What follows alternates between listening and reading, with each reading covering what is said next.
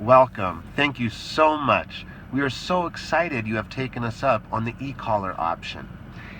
When it comes to working with the IQ Plus, if we only have one dog, we want to make sure our switch is to the left. If it's to the right, this is for the second dog, and this will not work. Make sure that's to the left. We think of this as counterclockwise and clockwise. Counterclockwise is all the way to 0.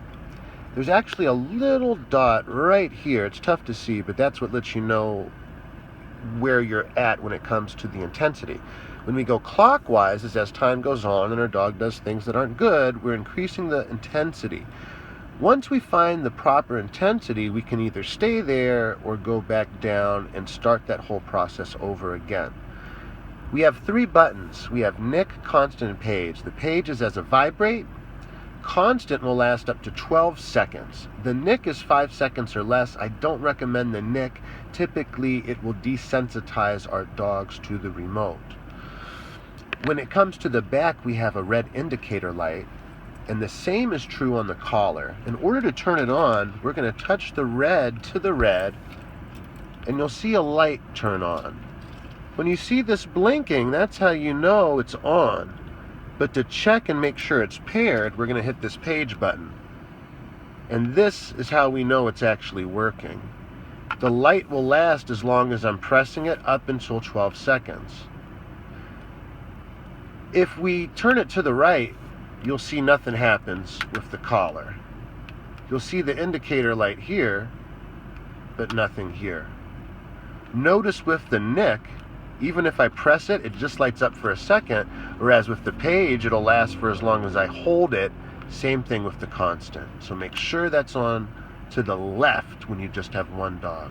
To turn it off, we're going to touch the red to the red. You'll see that turned red for a moment. And to test it, we want to watch and make sure it's not blinking. And a more foolproof test is to actually press these buttons and make sure there's nothing happening with the indicator light and that you don't feel it vibrating when you hit the Page button. This does not work if both of the contact points aren't touching. So when you do your test, make sure you're not touching both contact points, or you might feel a little stimulation if you hit your Constant or your Nick button.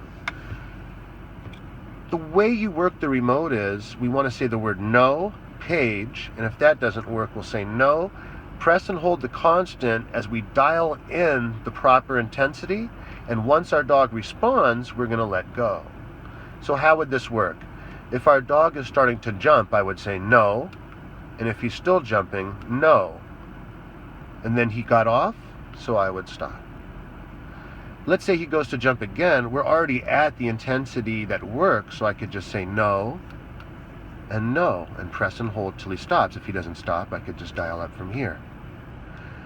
When the situation starts over, it's a good idea to go back to 0 unless we're fully confident around what stimulation it takes. The reason for this is the stimulation level that's needed will change corresponding to your dog's intensity behind the desire. So if your dog really, really wants to jump on someone, you might need a higher intensity because your dog is very intense about the situation. If your dog is a little more mild about this jumping concept, it might take a much more mild correction. So we want to match the intensity of the correction to the amount the dog is trying to do the action. This is a great way to get started, and if you have any questions, please feel free to email me or let me know, and I'll be happy to answer.